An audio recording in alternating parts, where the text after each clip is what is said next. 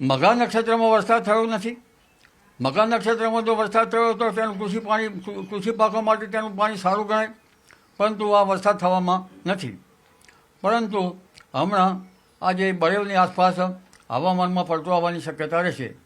લગભગ તારીખ 1 સપ્ટેમ્બર સુધીમાં પલટો આવવાની શક્યતા રહે, જેમાં 3.1માં ના લેવલે યુએસસી અને અરબ સાગરમાં 5.8 કિલોમીટરના ઉપરની યુએસસી ના કારણે વરસાદ થવાની શક્યતા રહે. જો કે ઉપલા લેવલમાં ભેજ નથી, એટલે ઉપલા લેવલનો ભેજ થાય તો ગુજરાતમાં સારો વરસાદ આવી શકે.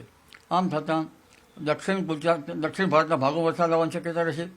આ ઉપરાંત ગોવા અને આહવાડા, વલસાડ, ચીખલીના ભાગોમાં વરસાદ આવવાની શક્યતા રહેશે. તેમજ લગભગ ભેજનું પ્રમાણ વધે તો ઘણા ભાગોમાં વરસાદ આવી શકે, પરંતુ પૂર્વ ગુજરાતના ભાગોમાં, પંચમહાલના ભાગોમાં વરસાદ આવવાની શક્યતા રહેશે. વડોદરાના ભાગોમાં હવામાન પલટાશે. ઉત્તર ગુજરાતના ભાગોમાં હવામાન પલટાશે. ક્યાંક વાદળ હોય, ક્યાંક છાંટા. પૂર્વ ગુજરાતમાં ક્યાંક વરસાદ અને સૌરાષ્ટ્રના ભાગોમાં પણ હવામાન પલટાવાની શક્યતા રહેશે. એટલે તારીખ 1 સપ્ટેમ્બર સુધીમાં ગુજરાતના દેશ સહિત ગુજરાતના ભાગોમાં હવામાનમાં પલટો આવવાની શક્યતા રહેશે.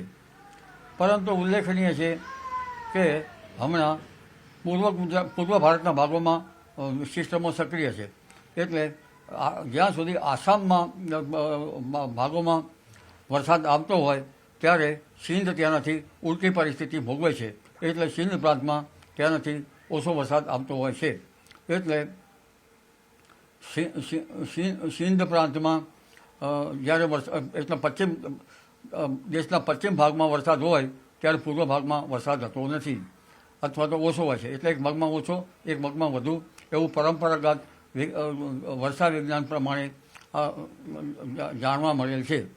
એટલે આમ છતાં પેસિફિક મહાસાગરમાં જે સિસ્ટમો જાય છે તે સમય જતાં દક્ષિણ ચીનમાં જે સિસ્ટમો મળી છે તેનો ભેજ પેસિફિક મહાસાગરમાં ભેજ જાય છે, દક્ષિણ ચીન બાજુ ભેજ જાય છે. તે સમય જતાં તારીખ 3 થી 10 સપ્ટેમ્બરમાં વરસાદ થવાની શક્યતા રહેશે. જન્માષ્ટમી ઉપર છાંટાછૂટી થવાની શક્યતા રહેશે. 7 થી 10 સપ્ટેમ્બરમાં સારો વરસાદ થવાની શક્યતા રહેશે. એટલે વરસાદ ગયો નથી, પરંતુ 31મી ઓગસ્ટ પછી જે વરસાદ થાય છે તે પૂર્વ ફાલ્ગુની નક્ષત્રનો વરસાદ કહેવાય છે. તો પૂર્વ ફાલ્ગુની નક્ષત્રનું વરસાદી પાણી સારું ગણાતું નથી, એટલે ખેડૂત ભાઈઓએ વરાપ થઈ કૃષિ કાર્યો કરવા સારા રહે. 12 ઓગસ્ટમાં ભારે પવન ફૂંકાવાની શક્યતા રહેશે. 12 સપ્ટેમ્બરમાં 3 થી 10 સપ્ટેમ્બરમાં તો વરસાદ થશે, પરંતુ 12 સપ્ટેમ્બરમાં દરિયામાં ભારે પવન ફૂંકાવાની શક્યતા છે. હવામાનમાં 12ની આસપાસ પલટો આવવાની શક્યતા છે. અને 12 તારીખથી લગભગ દક્ષિણ ભારતમાં પણ વરસાદ થવાની શક્યતા છે, જેની અસરો છેક અરબી સમુદ્ર સુધી થવાની શક્યતા રહેશે. હવાના હળવા દબાણ ઊભા થવાની શક્યતા રહેશે. એટલે 12 સપ્ટેમ્બર પછી પણ સારો વરસાદ થવાની શક્યતા રહેશે. 10 ઓક્ટોબરમાં ચિત્રા નક્ષત્રમાં પણ ત્યાં સારો વરસાદ થવાની શક્યતા રહેશે. એટલે હજુ વરસાદના નક્ષત્રો ગયા નથી.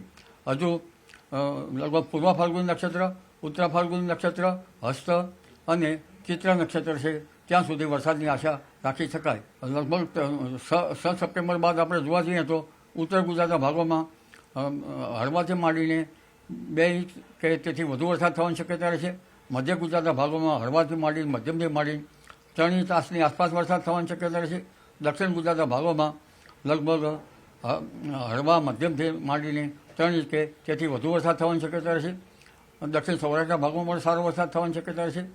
અને અલનીનોની અસર ન થાય તો પશ્ચિમ સૌરાષ્ટ્રના ભાગોમાં પણ વરસાદ થવાની શક્યતા રહેશે. કચ્છના ભિન્ન ભાગોમાં પણ વરસાદ થવાની શક્યતા રહેશે. એટલે આ વરસાદ જે છે એ લગભગ દક્ષિણ ગુજરાતના ભાગો, મધ્ય ગુજરાતના ભાગોમાં અને ઉત્તર ગુજરાતના કેટલાક ભાગોમાં અને સૌરાષ્ટ્રના છૂટાછવાયા ભાગોમાં થવાની શક્યતા રહેશે.